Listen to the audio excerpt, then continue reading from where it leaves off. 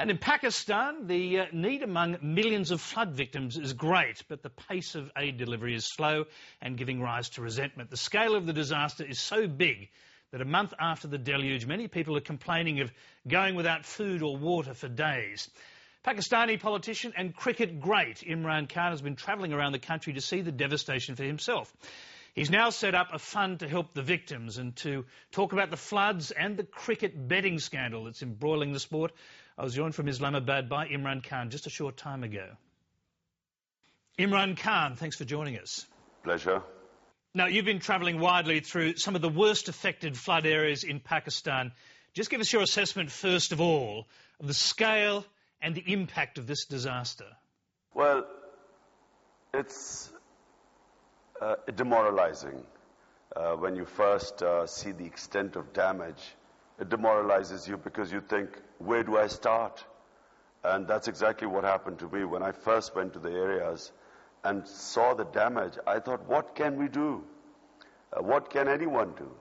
Maybe an efficient government, competent government could have done something. But in our case, we have the most corrupt and inefficient government in our history. So therefore, there was total dejection in the beginning. But then, we had to do something. And so a lot of people now have got mobilized. I've set up my own relief fund, flood relief fund. And suddenly we have millions of rupees pouring in. And so we've made some sort of a game plan. Other people are also trying to do a lot of things now. We are trying to coordinate all the efforts because it's still disjointed. But there's no doubting that this is one of the biggest catastrophes which is unfolding in Pakistan. It's not like an earthquake, sudden tragedy. It is going to unfold over a period of time. There are some 3 million children at risk, and there are 20 million people who've literally lost everything. So what more should the rest of the world do? What is the most urgent requirement now? Obviously, you've just been talking about the welfare of children. Is that where the main focus should be right now? Well, children at the most risk. They're sitting there, the area has a lot of stagnant water, dead animals, and they're at risk because of waterborne diseases. And there's fear of epidemics spreading in certain areas. So that's the number one problem.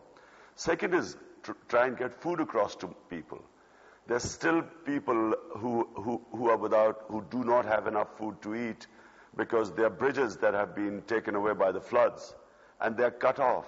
And so people can't get to them. Well, many donor nations are obviously put off or worried by this level of corruption that you're talking about. So it seems to have poisoned the charitable impulses of donor nations. So can you explain to them and to us why it's in the short and the long-term interests of the rest of the world to vastly increase aid to Pakistan right now? If there is not enough help, we are foreseeing diseases, famine, a lot of people dying, total impoverishment of some 20 million people who have nothing. Their farmlands have gone, their crops have gone, their livestock has gone on which they depend on. Most of them are subsistence farmers. And their houses are gone. Are you worried that this disaster will make Pakistan as a country even less stable and that it will benefit the Islamic extremists and the Taliban insurgency? Our problem is not Islamic extremism. It's between a corrupt status quo, a small group of people who are siphoning off all the funds from this country through corruption and sending them on their overseas bank accounts, buying huge properties. And the president of this country reflects that political elite that is destroying our country.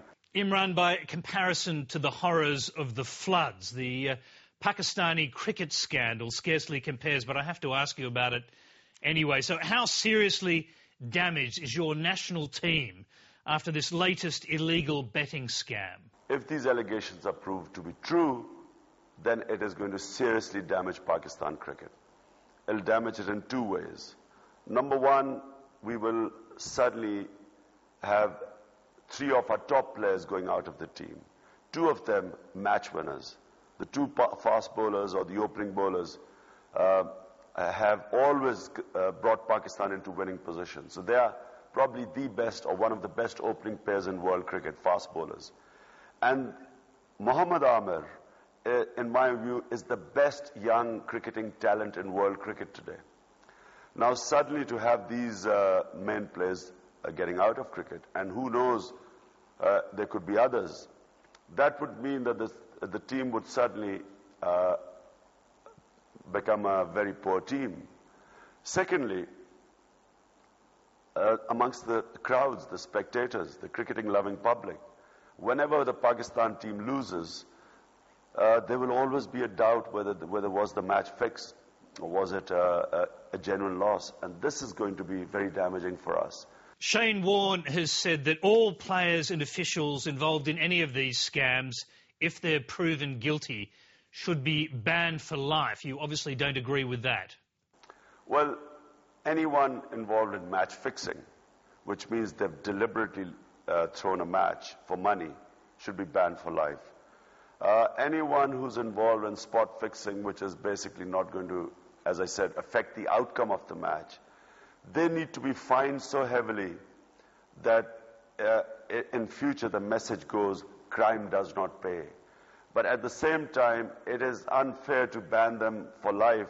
And I'm particularly, my heart is talking about Mohammad Amir, because I feel that, an 18-year-old with this great potential has done something wrong. But I would have imagined that it's the senior players that misled him. If this has happened, a life ban, it'll just be too severe. If it's provided it's spot fixing. But if all of them or any one of them are involved in throwing a match, that's a life ban. Many observers have said that corruption in cricket should have been dealt with a lot better at the highest levels by the ICC. Do you believe, as many people do, that there are vested interests in the ICC which don't want to see really serious action taken on corruption within the game? And do you think that's possibly why the former Australian Prime Minister John Howard was rejected for the ICC presidency? I disagree completely with that thesis. For a start, it is almost impossible to catch match fixing. It is impossible to catch spot fixing. How do you know bowlers bowled a no ball from a signal from a bookie, or whether it's a deliberate thing? Bowlers bowl no balls. The two instances when people have been caught, this is still unfolding, but Hansi Cronje's affair, now it was completely by chance. It happened because the Bombay police was investigating something completely different, and Hansi got caught in that. So it was no cricketing authorities, or it wasn't through the cricketing network that these guys were caught. And this, again, you see the Pakistan, it's a newspaper that did a sting operation. You didn't have Paul Condom's inquiry, the Scotland Yard guy who's making inquiries on cricket corruption. They didn't catch them. So to blame the ICC for this sort of thing, I disagree with that. Well, final question then. You obviously don't believe, as some Australians do, that John Howard, if he'd been put in charge of the ICC, would have done a much better job of dealing with the corruption. Absolutely not. The boards, is the ICC going to take action against a cricket board? How can it? There are only about 6-7 countries which are good enough to play test cricket. There are 2 other countries which are not at that level as yet. So imagine if 1 or 2 countries gang up. Supposing India and Pakistan gang up. What happens? Is John Howard, as the head of ICC, going to kick India and Pakistan out? It's just ridiculous. You cannot to think that one man can come and assert some sort of authority. It's nonsense. This is a completely different thing to running a country or being a prime minister. They're 2 different things, but to think that a strong ICC chairman would have made things different, I disagree with it. Imran Khan, it's been a pleasure talking to you. We thank you very much for taking the time to speak to us tonight on Lateline.